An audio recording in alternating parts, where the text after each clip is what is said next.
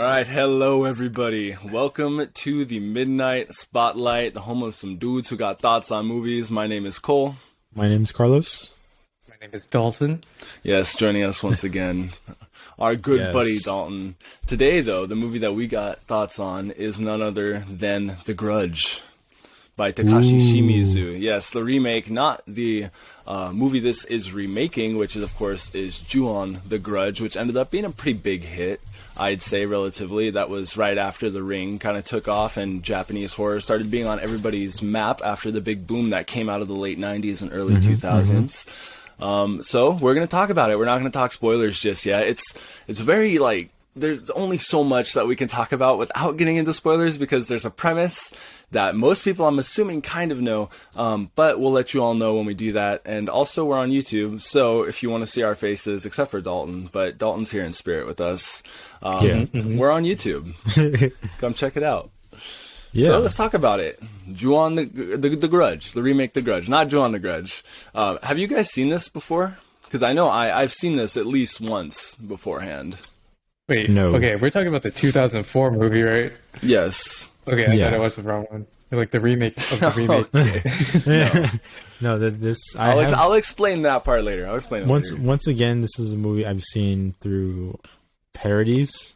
I don't think I've ever seen the original. I've only seen clips of it and or parodies of very popular scenes in this movie.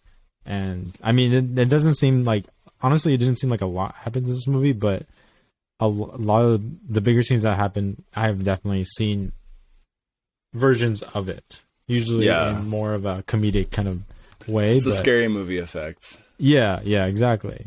And it's just, I mean, it's popular for a reason. I mean, it's a very, very interesting watch, I have to say. Yeah, this is like one of the biggest hits out of the 2000s for sure. I feel like there's a reason everybody knows The Grudge. But have you seen this before, Dalton, or was this the first time? This is the first time I've seen it, but I remember people in school always used to like make the famous voice or the famous sound that she always made. Yeah. And boy, do I have a lot to say about every little thing. All right, so it happened with The Ring. I'm not gonna lie. Look, this movie is a remake. I'm gonna end up talking about the original, the one this is remaking, and I'll go over it a little bit right here. This is not a video about Ju-on the series, but to briefly go over it, you know, The Grudge was not the first movie in the Ju-on series. Before The Grudge, there was actually two direct-to-video movies called The Curse 1 and 2, which The Grudge actually remakes a little bit. It incorporates certain elements that were only in The Curse, not in Ju-on the Grudge. Is this going to make any sense? I don't know. But there's two movies that came before The Grudge. The Grudge was like the big theatrical release for Takashi Shimizu in Japan. And before those two movies, The Curse 1 and 2, there were two little shorts, which you can find very easily on YouTube, by the way. All the movies up to The Grudge. No, it's free. It's legal. Not endorse this? It's legal. Those are also on there. They're pretty cool. You get to see the ghosts, the iconic ghosts in those. And just a little bit of trivia. So we had two shorts and two movies before we got to the movie that The Grudge is actually remaking. Wow. But in that right there, I will go ahead and stop that nonsensical tangent to be able to say that this movie is essentially about the curse that is within a certain house. And it is a curse that it goes far beyond the understanding of people. This movie, as a remake, doesn't really go into a whole lot. You know, there's a lot of ambiguity, like, just throughout The Grudge, the Ju-on series as a whole. And so in this movie remaking that, you're going to end up seeing a lot of hints here and there about things that are grander in scale than ever get explained. But everybody who comes into contact with this house, they end up having something terrible happen to them. And this movie, as a remake, follows one central character. For the most part, you get side characters here and there, but for the most part, we're following Sarah Michelle Gellar, who, you know, I don't want to say it, but some people here, Carlos, might even go so far as to say that she was the heartthrob of this generation. I mean, she played Daphne. She played everything. She was like, she was the heartthrob. She was Buffy. She was Daphne. So this was definitely the height of her career, like around this time. And I think for a movie like this, especially for a remake, I think the studio definitely wanted somebody big, and that's probably your best bet. But this movie was, I mean, it's relatively close to the original Grudge, or Ju-on the Grudge, right? Yeah. We'll just call it the original Grudge. The original, for the sake of the video. The original Grudge was directed by the same guy, correct? Yeah, Takashi Shimizu, which that doesn't happen often. You know, it's not very often you see an original director helm an American remake and try and break into that market. It's a very odd choice. I mean, I'm not mad at the choice because I think he brought his style to American audiences, which is always great because I think American audiences need to see more foreign movies.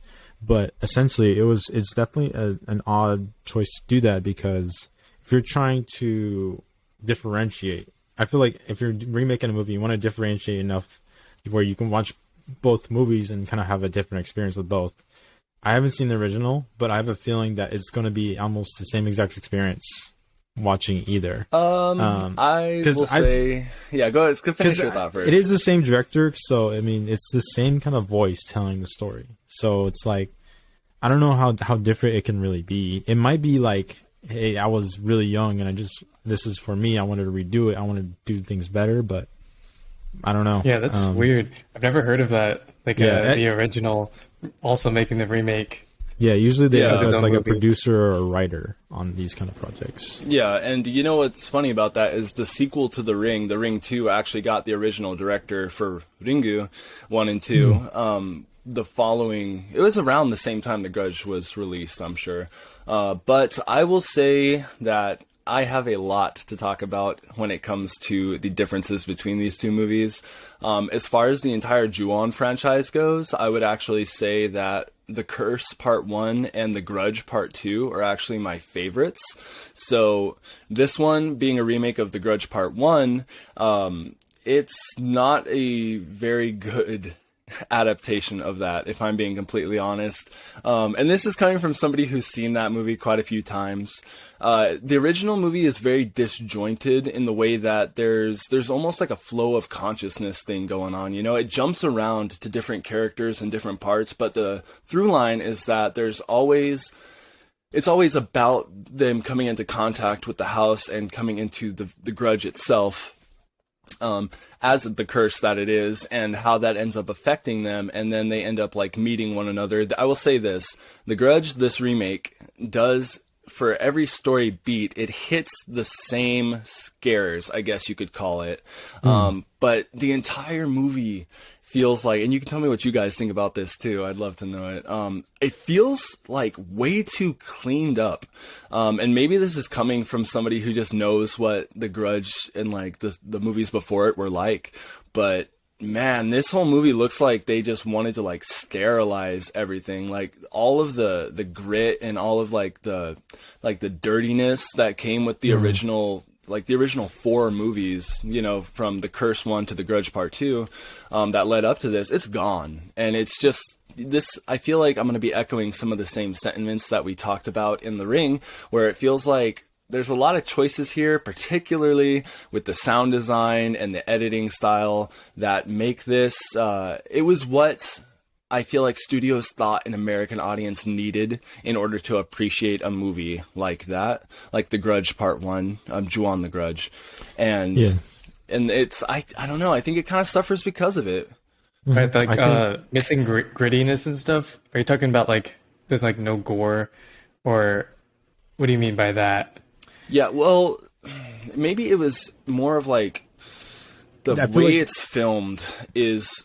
I honestly get the feeling that somebody else co-directed this. It doesn't feel like Takashi Shimizu, and I've seen more of his movies around this. That was the thing. I essentially, I believe, I don't know if this happened, but my belief is that what had happened in the kind of making of this movie, obviously they wanted to bring this to American audiences, and what that meant was to give it a bigger budget and more of like a blockbuster budget and get more recognizable actors. But with that, I don't think they fully trusted him to direct a bigger budget movie yet. So obviously, now that you're dealing with the American studios, often it's like just stick their grubby little fingers in there and make changes for American audience. So it's not, again, you For the get people. more polished. Yeah, you get more polished look because you have more money and get more expensive cameras. That doesn't always translate super well, and it doesn't always work and then it comes off a little bit too, like you said, too clean, too polished. And it's like something like this. I think something a little bit more grimy, a little bit more, I don't know, different would be nice. Because I mean, when I think of it, I think of like this remake. Now that I'm thinking of it now, it's like the Evil Dead to the Evil Dead 2. It was a reboot, but essentially the same movie, but done with a bigger budget. And I think something like that did so well because it was the same kind of freedom Sam Raimi had. And I was going to mention that, but Sam Raimi also has a hand in this one, which is kind of funny. But I essentially think somebody in just the higher ups wanted to polish this up quite a bit, because I don't think he believed that that kind of movie works well in America, which I think it would. And I think like even audiences back then were ready for something like that. But they just don't believe in it, especially when you have so much money going into it. I mean, that's essentially why you have such recognizable names. You have only white people in Japan that the movie centers around. Weird choice. Because you have like The Ring, right? The Ring, exactly. The Ring translates what was a Japan only movie into America. So it is very strange because it doesn't even utilize a lot of the concepts they could go for with that, which I'll get into that more when we get to spoilers. Like I said, the story is more of an outline than it is like very set things that we can talk about without going into spoilers. But yeah. For the most Did you guys like it? I liked it. Yeah. I did not. Okay. I think it was fine. I think it's definitely one of the more better horror movies I've seen. It's just there's so much, and I'm not saying it's like the most amazing thing ever. I don't think it's a classic. Like there's nothing about it that makes me remember it or look back and it's like, damn, that was like something I want to watch over and over again. It was kind of like, okay, that was serviceable and better than average, but it just that was it. There's nothing really more to it. There's nothing to go back on or anything like that. I always thought The Ring and this movie were the same movie when I was a kid. Because they both have long hair. Now we finally got the penultimate showdown between Sadako and Kayako, which I gotta watch that because man, how can you? And they got the guy who directed Noroi, The Curse, to do it. Like man, that's a recipe for success if I've ever heard it. It works with big monsters. Why wouldn't it work for small monsters? Exactly. But no, it's impossible not to mention how The Grudge is like tied to The Ring. I feel like The Ring always gets the better end of reception when it comes to, I guess you could call it a rivalry between the two. But The Grudge has a lot of its own merits. As far as this movie goes, I will say I think Sarah Michelle Gellar is generally good. I think that she's generally good, and that's about all I can say about it. Everything else, Are you saying? I was gonna say, is that the only good thing, like actual good thing in the movie that you liked, or? Okay, I will say this. I think that this movie is fine. I would not go so far as to say that I like it that much. But a lot of that comes down, I think, to my knowing how things go in The Grudge and, Ju-on The Grudge, and how every beat that it steals from that, it does somehow much worse, even though they're almost the exact same things are happening, but like they feel so much worse than they do in the original. They have no impact. Like the editing is so weird. There's so many shots of like eyes piercing through like black hair that loses all sense of like fear. Like I don't know how to describe it. It's something they do through the editing that just makes it happen so fast that it's like, oh, it doesn't really give it time to like scare you and unsettle you. It kind of just happens. Yeah, it never really fully commits to, I guess, how insane this whole concept can really be. Because I mean, essentially, you have had movies like this, like these haunted horror house kind of movies that kind of go off the rails, or they they just go above and beyond, like even at the end of the movie. But in this one, there was no moment where it was like, damn, this is where the movie's kind of hitting a climax. It felt pretty consistently tame throughout, which in every single aspect, I think, and it just couldn't commit, because I think producers were scared that if they let him kind of go him off being Shimizu, it would be, if he went unhinged on this, then it would lose audience instantly, and you would lose box office, and you would lose kind of like interest in the movie. But this felt like, I don't know, it could have worked as a 20-minute TV segment or something. That's a good way to put it. Because there's so many scenes of them just like slowly walking in hallways with like violins, like high-pitched violins playing in the background. Oh my, okay. Throughout the whole movie. We have to talk about that. The movie is like afraid of being quiet, which is so weird, man. Like Japanese horror is, especially, I mean, the Ju-on series is known for having like impeccable sound design, right? It's like it's a combination of like the still images, the camera sits on with what you're hearing or not hearing, and it really lets it like sink in. But in this movie, it is afraid to be quiet. I even wrote it in my notes. I didn't write many notes for this movie, mind you. But I wrote in here, I was like, it seems like it's afraid to be quiet for just a second. And I was like, what, man, come on. Like, how am I supposed to notice, like, or feel afraid when there's always some like sound playing in the background? The sound designer and like composer, definitely, they're like, I don't have much to work with. I got to carry this movie. I know. So it seems like nobody had faith in it, man, which is weird, because like, it's popular. That's the thing too. I was like, man, this movie is like, a lot of people have seen it and or heard of something about it. So I thought it was going to be like, this is going to be, at least it has something about it that just like keeps people attached, but it never commits in any single aspect. It never gets like, because usually in like horror movies like this, where you expect at least one thing, they're going to go over the top, and it's like either gore, like when, well, I don't want to get into spoilers. Again, spoilers, but there's some like, there's death in this movie, obviously, but there's some deaths I'm like, you could have turned up the notch and made it a little bit more scary if you committed to the makeup. You could have done the atmosphere. You could have made the atmosphere scarier if you committed to a more, like you said, silent, kind of more a silent approach, where it's not silent just approach. But it's like trying to just bombard you with things. It's like you're supposed to be feeling scared, but at some point it's like, well, if it's like that for the whole movie, then I'm not really going to be scared. It is hard to not talk spoilers. Sorry, what were you saying? I was going to say, and then also, and then I was going to say, when you get to the ghosts, or those kind of like the evil spirits, or the Grudge, I guess you call it. I don't think they ever call it that in this. No. It's just because, I mean, the Grudge itself is just like the concept of what's going on. Oh, and you're so right, yeah. The spirits like, are Kayako and Toshio. Yeah, I know. Yeah, they never fully commit to like them going like crazy or anything like that. It's just, you're like, oh, they could have done something there, but they just never did. So this is the movie of like having a good concept and having it all in your hands, but never doing anything with it, and just hoping that the names kind of like carry the movie.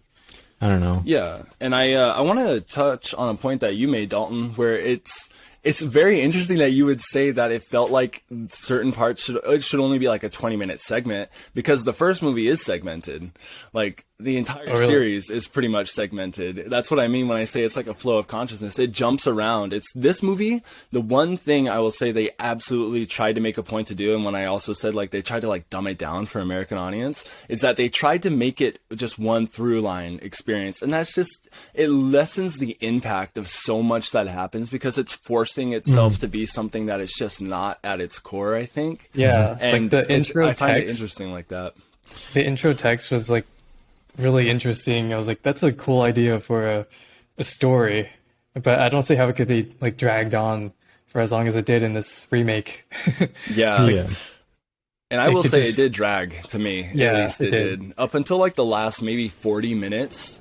Like, I was pretty much into it at the last 40 minutes, but that was a long time to wait. It's like an hour. Yeah. And like the halfway point, I'm like, oh my God, it's still going. I don't know. I kind of disagree with that because I would say it felt a little bit shorter. I don't feel like I was wasting too much time, which is fine. But I get what you mean by the segments and it kind of going linearly, because I wrote in my notes where I felt like it was doing like the almost non-traditional linear storytelling that I've seen done a lot more in Asian media, like Korean movies and Japanese movies, where they jump around a little bit more and eventually it all comes together by the end. But this one, it was like it did do that where it's segments were kind of out of order, or I guess Yeah, I know what you mean. Actually, they're not linearly told, but it would, like you said, it didn't fully commit again. It didn't. It just kind of like stayed back. It's like, well, we're going a little bit back in time, so people don't get too confused. It's almost played like a flashback. With the instance that you're talking about. Yeah. And it is going to be hard to like talk about much else, I guess, without going into spoilers, huh? Most of the gripes I have are for spoilers. Yeah, but that's. Oh, go ahead. Oh, I was just gonna say, before I started the movie, I saw it was an hour and a half, and I was like, oh, that's not too long. And then I was watching it on Pluto, and the ads added like 30 more minutes. Wait, really? It added that much? It was a long time. It was like 20 more minutes or something. Pluto has I watched this on a crusty TV. Shit. Or DVD, not TV. Not TV. I watched a crusty Google DVD. Glass? Yeah. Like Google Glass. Yeah. Tiny screen in the My corner. HoloLens. Yeah. But sorry, go ahead, Carlos. What were you going to say? I was gonna say, that's most of I feel like that's most of the movie was sound editing was a bit too much. The movie never fully committed. It never gets incredibly scary or atmospheric. I'm glad you felt that way too, actually. Yeah, there was one jump scare that got me, and I feel like it was pretty lazy. Me too. You know? I think I know what you're talking about. I got mad after that. I was like, oh my Really? God. Okay. Jump scares, really? This one in particular? Yeah. We'll have to talk about that. It's just a big studio just not committing to a good concept, and what probably would have been a really good movie, maybe. Yeah, and what's weird is like before I rewatched it, it's been so long, I would have told you that The Grudge is a pretty good remake of The Grudge, right? Now it's just the entire time I was like, damn, I just miss like every bit of style, of every bit of personality that the other one had. I was noticing, I was like, this has no stylization, like it's so flat. Yeah, there's some nice shots, but like I don't know. Yeah. It's like I said, it doesn't feel like a Takashi Shimizu movie. Yeah, it just feels like almost like I'm gonna use this example because I fucking hate them. No, I don't hate them. Marvel has done the same thing for so many years and so many movies. It's just like There's so many examples product. of that where they've done that. Sam Raimi with the Doctor Strange movie, where he has a style, he has a voice that is very specific. But in these movies, you can tell like he wanted to bring it out a little bit more. You can tell that his voice is somewhere in there, but it's turned down quite a bit so it can be shown to a bigger audience, and I hate that so in much. hopes for a bigger box office. But It's so obvious too when movie studios do it. It's like you could see the potential, and then like you just know. Like they had their grubby little fingers in it. Yeah. Changing everything. And the movie sold enough, though. I mean, that's the thing. Like, we got 2 more American sequels after this. They got their there was gold. a pretty big break. But I guess before I start going off on another tangent, you wanna talk, wrap up general thoughts before we get into spoilers? Yeah, might as well. All right. General thoughts. As I said, this movie, I think most people will think it's fine. Yeah. Most people will think it's fine. If you're kind of a baby about horror movies, I feel like this is one you can watch and then you'll still be scared because I feel like there's some good atmosphere and somewhat good makeup. There's some decent stuff. The design of the actual ghosts are classic, and for a reason. They look great. At least for that part. But I think it definitely is pretty tame in terms of horror movies. It doesn't really find its stride at all, even throughout its 1 hour and 40-minute runtime. Yeah. Dalton, what do you have to say? I don't What do you have like to it. say for yourself, man? Yeah, say it, dude. Just say it with your chest. Nah, I Yeah, feel like we kind I- of already went over a lot of points anyway. Yeah, I wasn't the biggest fan. It made me appreciate The Ring a lot more. Really? Yeah, because Wow. that's Yeah. like, it shows what could have been done as a remake, I feel. Yeah, You like know, where The Ring felt like it had like actual like things going on and like That is true, arcs yeah. and characters and stuff happening in general. When did The Ring come out after? there's It came a out after 2-year this, right? difference. Yeah, No, there's It a it 2 looks came out like before. fucking 10 years. What the fuck? The Ring came out 2 years before this. No. And I thought that yeah, oh, it wait, did. yes. Sorry, I don't know why I thought the other way around. And I thought this movie, The Grudge, looked like it came out like in the 90s. Yeah, I that's don't what I was know thinking. That the 90s, like- it looked like a 90s movie. And the soundtrack, oh, we'll get into that. Yeah, we'll get into it. But yeah, I implore everybody, like, please go seek out the original. Like, it's probably on YouTube. I'm talking about Joan the Grudge. It's probably on YouTube. If not, you can find it pretty easily. Just ask me for it. Just ask me for it. Hit up the Yeah, Instagram just account. I will send you a link. Go to Cole's personal account, bombard him with messages for that fucking Yes. movie. Yeah. because he has Death 20,000 to give away. But, anyways, this movie. I implore you, even, check out the original.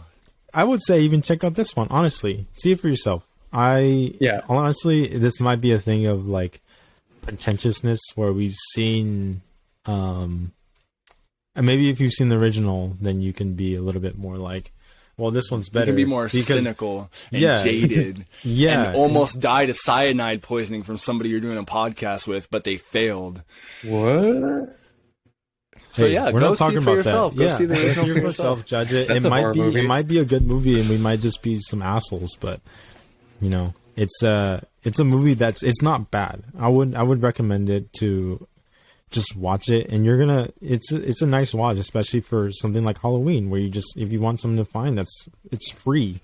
You can literally find it online. You just search it up, and it's like right there. You can Yeah, watch it, and I feel without, like without this- pirating it too, which is nice. He won't Midnite condone Spotlight it. does He won't not- condone it. Well, I will say it's easier. You don't have to worry about viruses and or ads Ad about block. like MILFs in your area. So Yeah. you know, That's I the just best get part. pictures of Carlos, but anyways, okay. This movie, I do feel like The Grudge, the remake, is something that you could watch pretty easily with friends and just like have it on. But I think that we're sitting here. We watched this movie with the intent of criticizing it, Yeah. so I feel like that does not work well in favor of the movie. yeah. But that'll lead us into spoilers, I guess. Let's talk about the scene, because let's talk about scary scenes. All right, there was one scene that got me, and Dalton and I talked about this. Dalton, is it the bus scene? No. Is that what got you? No, okay, because that's what got me. okay. Oh, when she Yeah. sees the reflection and sees the Yeah, ghost. and I was like, that. I don't know that why. was kind of fun. I don't know why it got me, but that one legitimately made me jump. I was like, oh shit! You I know like what I when mean? she looked the wrong way. Like I she feel went, like it was creative. yeah, it was Oh, creative. That's one of the only scares that is not lifted from the original. Sarah Michelle Gellar, Yeah. when she saw the reflection, she was like supposed to turn to look at what the is making the reflection, but she like looks forward and then like jumps the other way. I Like, did. super I fast. did notice that. Yeah, I was like, okay, she didn't look at the actual ghost. Yeah, which I'll tell makes you me guys think- what actually scared me.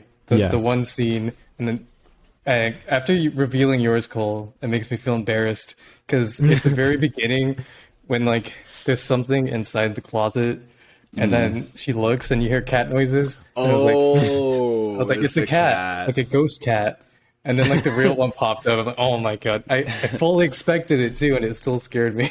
Yeah. I was like, god damn it! That for me Yeah. was like, I knew that was coming, right? Because like I thought that was gonna happen at the very beginning, where like you hear stuff in the ceiling before the first girl got killed, and then like I was like, she's gonna open the door, and it's gonna be, "Wah!" and then that'll be the jump scare. is exactly what happens. Yeah, Yeah, but Yeah. I don't know, man. Like every single scare they try and go for is like somehow butchered, and it's stuff that I actively remember being scared by. And I don't scare super easy, but when it comes to paranormal stuff, I'm like, I don't know, it scares me a little bit more, right?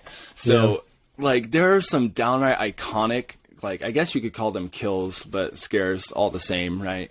Like take the bed, the sinking into the bed, like that shit is scary as fucking concept. Yeah, like, the concept, exactly. But the thing is, in this movie, it literally happens in a flash. Like in the original movie that they're like lifting it from, there is like a decent amount of time spent like that girl being terrorized in her apartment by these things before that finally happens. Yeah, and it's like, man, why did you have to go and like mess it up like that? Yeah, but it's like that for everything. Yeah, everything. I was like, yeah, I would be really scared if that happened to me. But like watching it, I'm just like execution wise, it's just didn't. It doesn't do it. Yeah, and the thing about it, like especially like that kill, you have scenes that are seen as some like the most iconic in like all of horror. You have the scene from not Friday the 13th, the Nightmare on Elm Street. Nightmare on Elm Street. Oh yeah, where essentially they did it same kind of thing, so much better.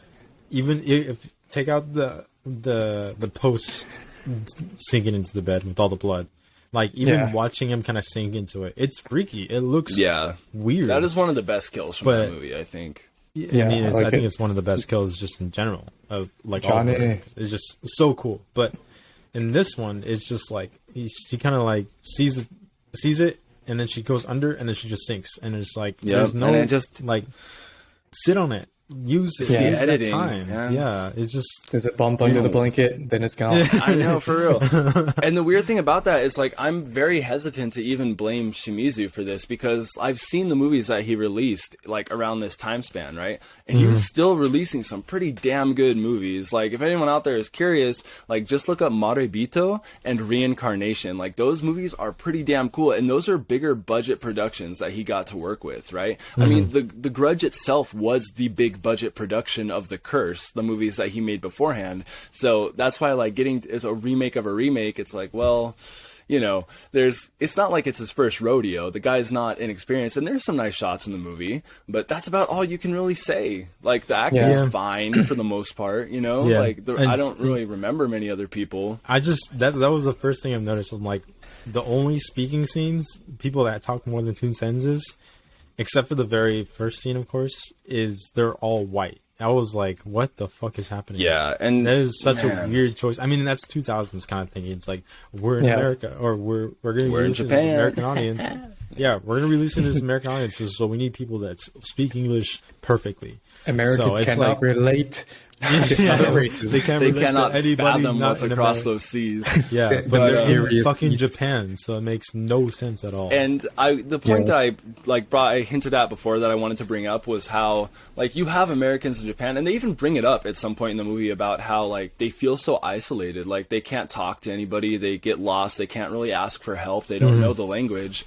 So they don't do anything with it. You know, that's it's literally right there for them to take. Like, do something different with it. Make the fear of being on a new place that you don't know, you're not accustomed to, work into the horror that is actively happening, but they don't. And then another big thing they added that I was saving for spoilers was the background love story, I guess you could call it that, about why Kayako ends up being Kayako. And how she was in love with that professor, which it's like, it's weird because, you know, I told you how the original Grudge it jumps around, and it makes a hell of a lot more sense in a narrative like that than it does in this, where they try and act like there are moments where it jumps back in time, but they're not actually trying to make it go back in time. It's like weird. Trying to have your cake and eat it too. They want exactly. It just felt like a scene that they started in the very beginning and just like kind of forgot about it until the very end. It didn't feel like it was building to that. It was like, oh, well, we have to bring in that professor guy and show why he kind of killed himself. Yeah. And honestly, I don't know why. He got cursed, right? Well, yeah, but I mean, people who were actually cursed just end up dead because they go into the house. And so that whole aspect of it, the background story, that's what they took from Ju-on the Curse, the original straight-to-video movie, right? So they were trying to incorporate that, which is a good idea, I think. You know, the one thing you can argue against the whole Ju-on series is that there's not as much explained until you watch the other movies, and then by the time you watch the other movies, you're like, it's the same house. Like, there's still ghostly happenings. It's not for everybody, you know? But in this movie, it's just like I don't know. It's not even a B plot. It's just like there. Something You know? that Yeah, they had to throw in. Yeah, it's Yeah. just like they wanted to explain things, and it's like didn't really need to be That's true. explained It just as felt much like- as they did. Yeah, a Yeah. lazy way to include the explanation for everything. Yeah, which But is extra weird. Which I think it could have been the strongest part of the movie, because I think you'll see this a lot in, I feel like, Japanese media, where the concept of hatred kind of, if somebody dies full of hate or they die because of hatred, usually that turns into somewhat of a curse or a demon kind of spirit. Yeah, Almost which is like- based in fact in some way, because energy never dies. So it's taking that yeah. idea of, negative energy living on. Yeah, and I feel like Which is cool.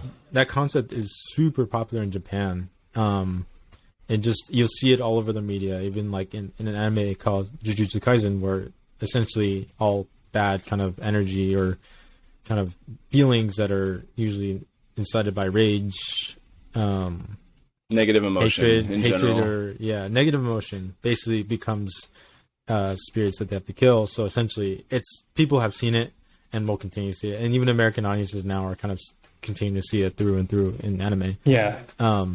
But I just felt like they could have used that to their advantage to either introduce this to American audiences, help them see that this is a new way of seeing kind of evil spirits, rather than them just being like spirits that are trying to fight Jesus or something like that. You know what I mean?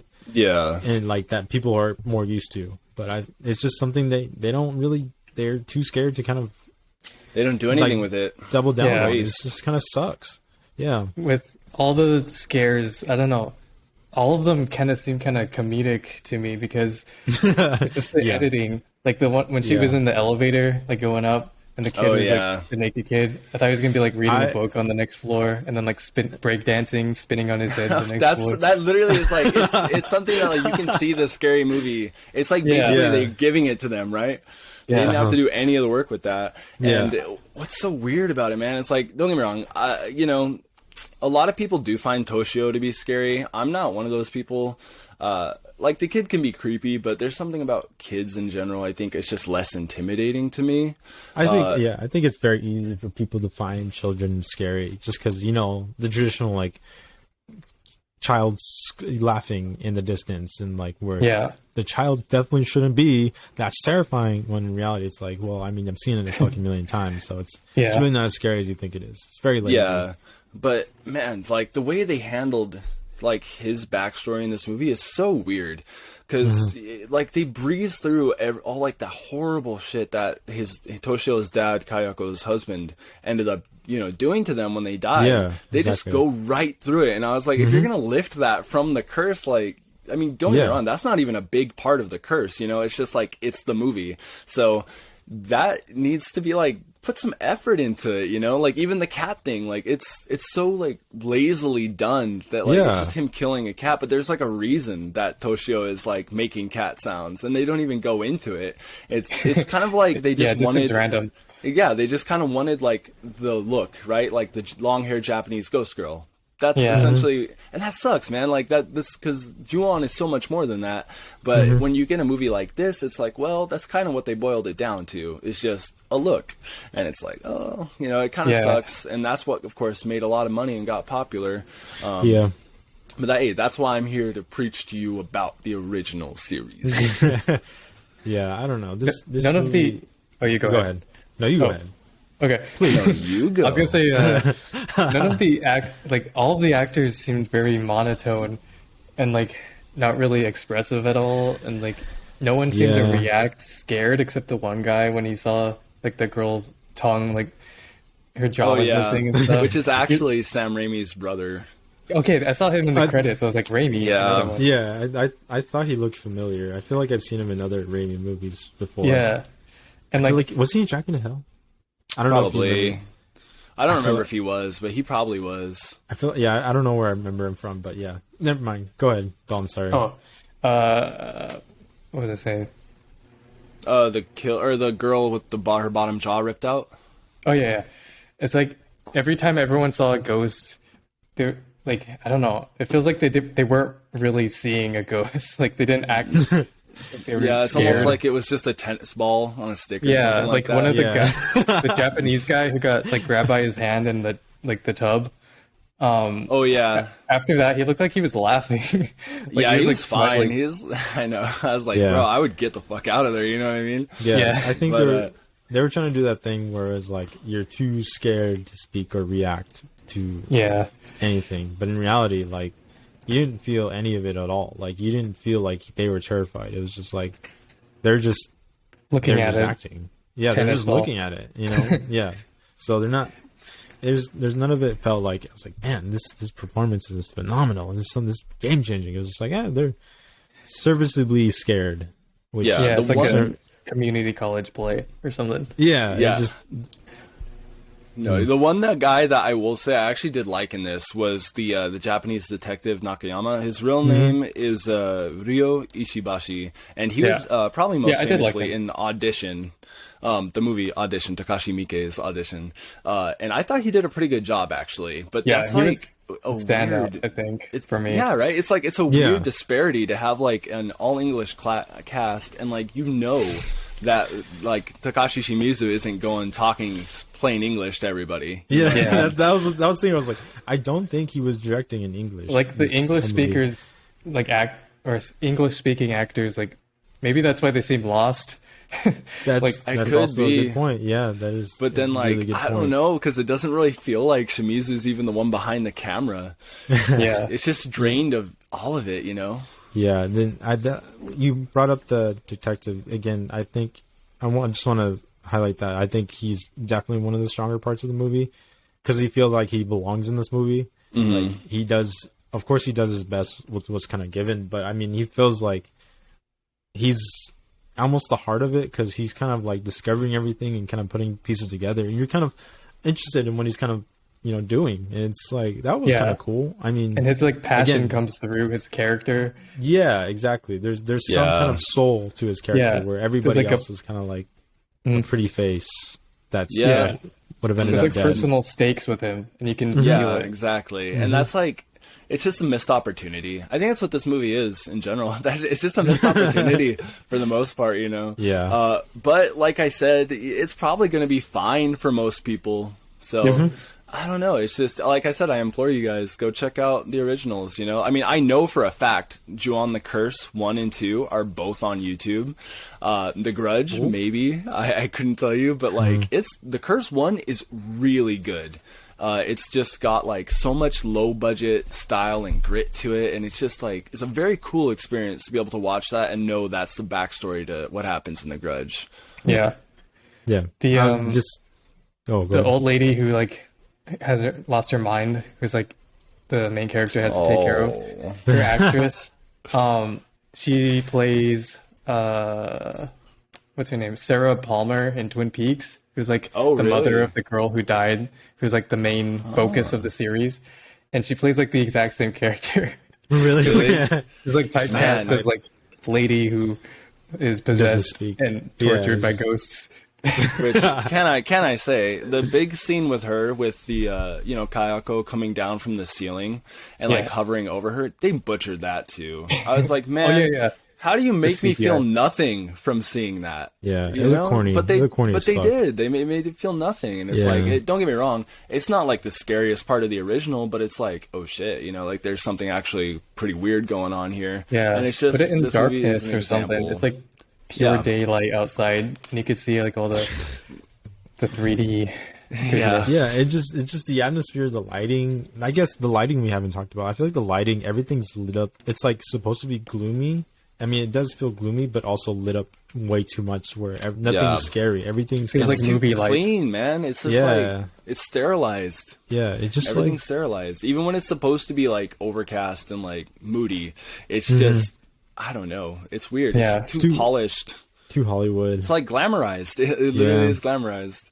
Yeah, that's why I thought I was watching like a TV show at the beginning. I'm like, wait, is this like a Yeah. movie? There's like no grit Yeah. or anything. I was expecting like sitcom credits to come up. After a Michelle Laugh tracks. Killer. Yeah. Yeah, laugh tracks.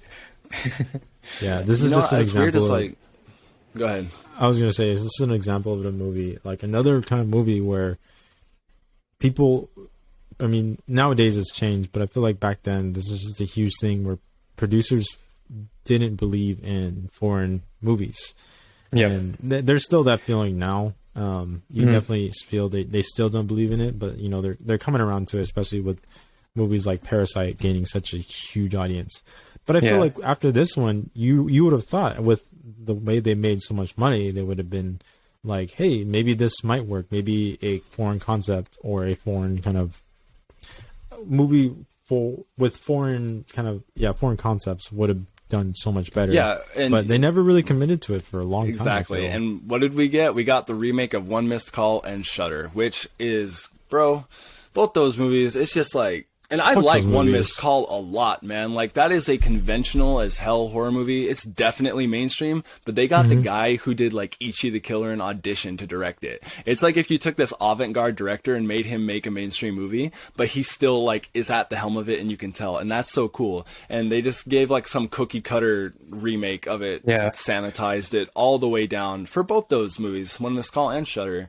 And it's just all the worse for it. I get why people were so upset back in the day, you know, in their mid 2000s about these remakes, because it's like people saw it back then too, you know, that like, wow, these movies really aren't as good. But I guess the flip side of that is it gave everyone else an appreciation for the original movies and kind of shined a light on, you know, there being quite a lot of great stuff coming out of Japan and just the rest of the world in general. For a lot of many years, there's been almost as much good stuff coming out of Japan, Korea, and like all those countries on that side of the world, but we just like people don't see because obviously they don't get huge launches the same as here, but it's just people are kind of like afraid of it because they don't want to read subtitles, which are a little bit scary to people who can't fucking read. I can't read. But, it's just lazy, and that's just what this movie is. I feel it's just lazy. And I didn't. What was the Sam Raimi like? What did he do? Because he produced I didn't it. see any. He produced it, okay. Yeah, he provided money, released it under the Ghost House Productions thing that was going on. I don't know if that still goes on, but it was at the time at least. And, you know, you could argue maybe he stepped in and had no idea what was going on at any given point in the story and just decided to direct some stuff and it didn't come out so hot, but he just gave it thumbs up. He's like, it could have been on the other end, where he had pushed for more of a Takashi kind of... What's his name again? Sorry. Takashi Shimizu. Takashi. He maybe pushed for more of a Takashi kind of voice to the movie. I wouldn't doubt it. I would be on Sam Raimi's side, as like you are. Yeah, I feel like he appreciates horror in like very kind of unique ways. So I don't know. I could be completely wrong. He could have been an asshole on the set. Yeah, it's probably like a studio product, and that's really what it feels like. The product. Yeah. Like, just let your directors do stuff. But I can understand, like, they're putting a lot of money into it, but I don't know, don't put money into it then. And let them... All right. Yeah, for real. Hear me out. Hear me out. It feels like the suits, right? The people higher up. Like, probably the most important part to them about this movie was just a poster. And that was it. Because the very last shot of this movie is the poster. And it's like, come on, that's what you're leaving us with? Yeah. It's like, you can feel them, like, in a boardroom. They're like, this demographic wouldn't like this, so we're not going to include that. I know, for and real, this right? demographic would like this, and like then it works. Focus groups with like 15-year-olds. Yeah, exactly. Like, just get the most people to watch it. It doesn't matter if they like it. Honestly, and it sucks, but like, what can you do? Yeah, it did well. So obviously they were like, we were right. We did everything right. It's just like, let's do it more. Yeah. Let's make and what's weird Marvel is like movies now. The Grudge 2, like the American Grudge 2, is a mess. Like, there are good things about that movie, completely separately good things than, you know, this one, if you want to call them good things. But that movie is equally messy. And the Grudge 3, that's just, I don't know. That movie is like off in its own world, not remaking anything. It's just, it exists. 2020 version? 2020? No. 2019? The one that's actually called The Grudge 3. There's a movie called The Grudge 3, and then there was the one you're talking about, which I haven't seen.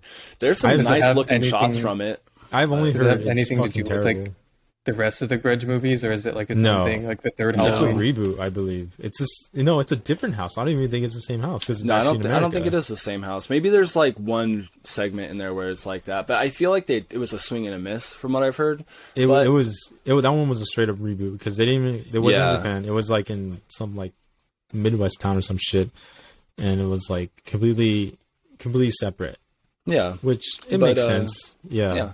I feel like it's worth noting that like Ju-on's lived on like beyond. It's not like The Grudge was the end of it or anything, you know. After Yeah. that, we got like the 10th anniversary stuff, which is White Ghost and Black Ghost, and those are pretty good. Like White Ghost is a very it's a very brutal take on what happened at that house and what created that curse, and it's like set during Christmas time, so which is a really like cool vibe to have for a Ju-on movie, right?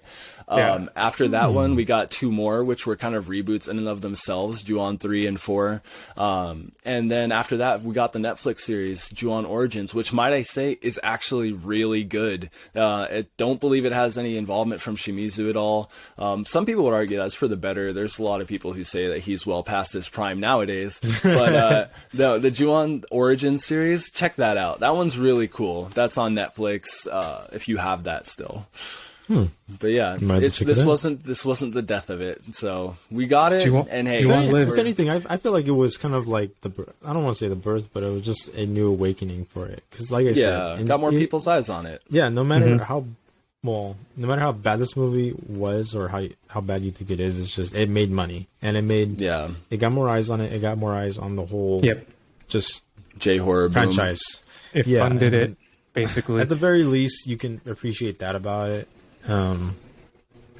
And then what was a phone call one? What was that movie called? One missed call. One Missed Call. That shit came out and basically ruined everything for a little while. Yeah, basically, you want to see how to ruin a movie worse than any other movie?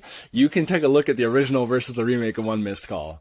Yeah. Oh man, I won't get started on that. I really could. I won't do it. I won't. Yeah, do it. I'll spare you all we that. might do Think that you're one, cool. but Maybe one day. yeah. For now, I mean, again, recommend watching this for yourself. But if you want a good movie, at least from Cole's recommendation, go watch the original. You have my Usually wholehearted the original- recommendation. Yeah, for almost any other American remake, usually the foreign version is quite a bit better. And Is I Trick know- or Treat original? Yes. I want to Yes, watch it an is. original That movie was- now. Oh, that's true. Yeah, well, you'll finally get to watch. Hey, maybe we will, huh? Maybe we will watch. Oh wait, yeah. I spoiled Yeah. it. Well, Did I what? spoil the Not kidding. surprise? yeah. No, Hey, Dalton, shut up. Oh shit! I'm under what is it But called? yeah, NDA. no, I get what you mean though. It's like you can definitely feel it's just a studio product, but I feel like there's not even much else to say. Like I've ran out of notes on this, Yeah. right? Like we've kind of Yeah. already beat this into the ground without running it on for almost an hour. I'm surprised we even let this go to almost an hour. Yeah. Yeah. For this movie, it doesn't feel like it would have been that kind of movie. I guess We're you guys just- just let me ramble too much. We're just pissed. We're Yeah. pissed Well, off you're not moviegoers. pissed. Come on. All right. Yeah, Okay, good we're segue. not pissed. What do you feel? How do you feel about it? Give it a number. I give haven't it, seen your number. I was I kinda think it's pissed. a 6 out of 10. It's serviceable. There's some good parts. I mean, it's a decently made movie, and it was entertaining enough than average. You know, Yeah. like I do like the style of the ghost. I do like some. You shots. like the stuff that was like from the original, basically. Yeah, The stuff that like- Shimizu actually brought to it. Yeah, and I like there's scenes like the hand coming out of the hair that are just Yeah, like, yeah, that looks that's freaking cool. sweet. Yeah. Of course, they keep doing that in the reboots, and probably will continue until the day it's dead. But like something like that was like it looks pretty cool. And I like you said, the kid when she's going up the elevator, you see the kid getting closer. I thought it was a little goofy, but I was like that's fine. That's It's fun. almost like that's classic, you know? yeah, it's like there's some soul right there. But other than that, it just felt a little soulless. So it's closer to a 5. I think I'm closer to like a 5.5 on this movie. Like after reviewing it a little bit more, it's like closer average. Yeah. Nothing too special, but I mean, I don't know. It's a classic, I guess, for a lot Yeah. of people. What about you, Dalton? What do you have to say? What's your I'm gonna number? I'm gonna give it a 3 because Ooh, okay. Ooh. it just felt like nothing. Like I don't know. I share that Nothing new. sentiment, You actually. got nothing out of it. That's fair. Yeah, Yeah. it was like almost worse than being bad for me. It was just nothing. Oh no, I would argue that it is, bad movies. At least you remember. Yeah, I was just like waiting for it to be over. I was like, oh man, yeah, still have this much time left. Dude, when I checked, I remember the first time I checked it, I saw it was only 20 minutes. I was like, oh my God, like it's gonna be a long watch. You're in for the long haul. Yeah, I do agree. I'm very much like feel nothing from it. So I give it like a 5. Like, there are parts about it where I'm like, it's technically sound, I guess. It's just missing so much that it's like, I just don't like it, It's just like, it happens. It like, I guess it wasted my time, and that's like the biggest thing I can say about it. Yeah, I like the concept, and that's about it. Yeah, exactly. Yeah. And it's like you said, Carlos, there's good parts that are filtered through Hollywood bullshit, and it just, what came out was like slop. So yeah, I don't know. What was your number, Cole? I just give it a 6, straight 5.